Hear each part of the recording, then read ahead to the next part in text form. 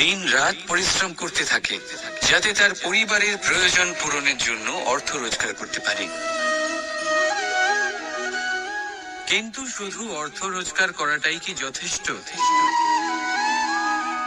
আপনি বলবেন হ্যাঁ, নিশ্চয়ই। অর্থ দিয়ে সবকিছু পাওয়া যায়, বিদ্যা পাওয়া যায়, বাড়ি পাওয়া যায়, ওষুধ পাওয়া যায়, আর কত কিছুই না পাওয়া যায়। এইসব একটা পর্যায় পর্যন্ত সঠিক, কিন্তু একটু মন দিয়ে ভেবে দেখুন, যখন কোনো শিশু অসুস্থ হয়ে পড়ে তখন সে ওই তিক্ত ওষুধ কেন খেয়ে নেয়? এই জন্য কারণ ওর পিতা সেই ওষুধ অর্থ দিয়ে কিনেছে? না, বরং এই জন্য কারণ তার পিতা যে তার সামনে দাঁড়িয়ে, তার উপরে তার বিশ্বাস আছে। বিশ্বাস আছে যে উনি তার কিচ্ছু হতে দেবেন না। এই বিশ্বাস, এই সংস্কার, এই শিক্ষা কখনো অর্থ দিয়ে পাওয়া যায় না।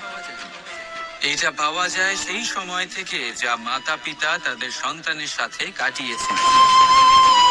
তাই জীবনে অর্থ অবশ্যই উপার্জন করুন, কিন্তু নিজের পরিবারকেও সময় দিন, আনন্দ পাবে। রাধা রাধা। কখনো কোনো পাখিকে দেখেছেন?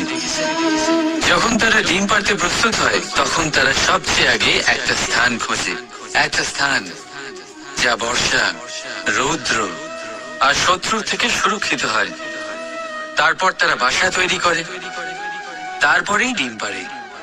আর তারপর যখন সেই ডিম ফুটে তার সন্তানদের জন্ম হয়, সে তাদের খাবার খাওয়ায়, তাদের রক্ষণাবেক্ষণ করে। কিন্তু যখন তাদের ডানা গজায় তখন না সে তাদের খাবার দেয় আর না তাদের বাসা বানাতে শেখায়। শুধুমাত্র তাদের উড়তে শেখায় সে। তারপর সেই বাচ্চারা আকাশে উড়তে শিখে নিজেরাই নিজেদের খাবার জোগাড় করতে শিখে যায়, নিজেরাই নিজেদের বাসা বানাতে শিখে যায়। আর আমরা মানুষেরা কি করি? আমাদের সন্তান বড় হয়ে যাওয়া সত্ত্বেও তাদের নিয়ে সর্বদা দুশ্চিন্তা করি। তার জন্য আমরা গৃহ নির্মাণের চেষ্টা করি। নিজের সন্তানকে আরো শক্তিশালী করে গড়ে তোলার বদলে তাকে আমরা দুর্বল করে দিই। জীবনে সেটাই করুন যা একটা পাখি করে। নিজের সন্তানকে আকাশে ওড়ার শিক্ষা দিন, সংস্কার দিন, আর একটা নির্দিষ্ট সময়ের পরে তাকে নিজের আকাশ নির্ধারণ করতে মুক্ত করে দিন।